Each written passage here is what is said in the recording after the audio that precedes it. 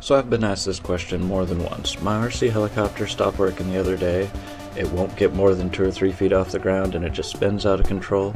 It worked fine yesterday, now it just doesn't seem to want to work. No matter what you try and do to fix it, nothing seems to work. The batteries are charged, the controller seems fine, everything seems fine, but I can't figure out what the problem is. This is actually a very common problem with small 2 and 3 channel RC helicopters.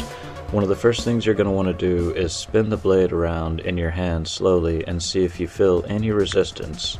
Now you'll notice it'll click slightly and it'll push against your hand just a little bit and resist just a little bit.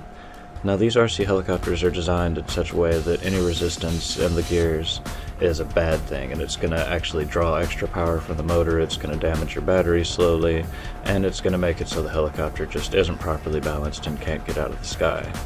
Now if you do spin the blade around in your hand and you notice small amounts of resistance or a small clicking sound, you're going to want to go ahead and open up the RC helicopter and try and figure out what the problem is. Now this is a Syma S008 and it has this very same problem. The lower set of rotors have a clicking sound and don't quite spin the same as the top set of rotors. So we're going to go ahead and open her up here. Just get a small screwdriver. I like to get a nice magnet to try and keep the screws so I don't lose them. Most speakers have a magnet in it, that's why I'm using this little MP3 player. It's got a magnet in its speaker and I just hold the screws with that. Now, most RC helicopters are pretty easy to pull apart. Sometimes you may have to get a razor blade and cut it open if it's made with styrofoam.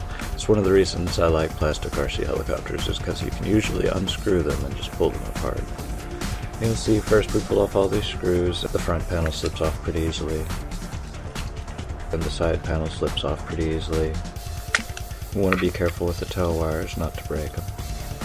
Now once you pull the RC helicopter apart, and you look at the gears and you notice one of the gears is clicking, you're going to want to go ahead and find a replacement gear. Now I happen to have another RC helicopter over here that has a bent shaft, and I know it still has a good gear because I can spin it around and there's no clicking. And these gears are actually pretty universal among RC helicopters. So surprisingly enough, you will be able to pull one off one RC helicopter and put it on another pretty easily.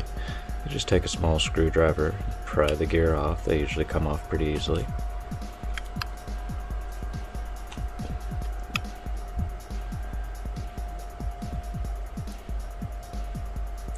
And then you pry the other gear off. Put your new gear back on.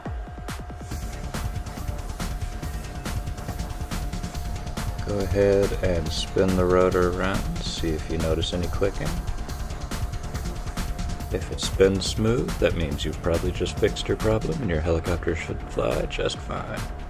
Now let's go ahead and put the RC helicopter back together. Again, you want to be real careful with these tail wires, make sure not to break them.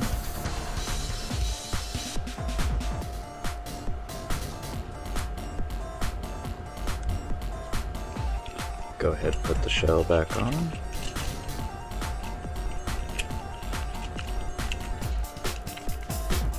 Make sure everything's lined up. Put your front cover back on. Put your screws back in.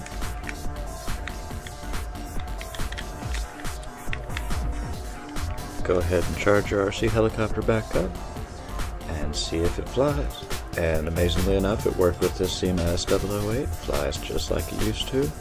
It does help to cycle the battery once or twice. If the helicopter's been sitting unused for a long period of time, it does help to cycle the battery. You want to go ahead and drain it down, not all the way down, but you want to use it for a few minutes and then recharge it back up and get a nice good fresh charge. I hope this helps solve your problem with your RC helicopters. I do thank you for watching RC 101 with the Taoist Flyer. Tune in for more fun RC videos.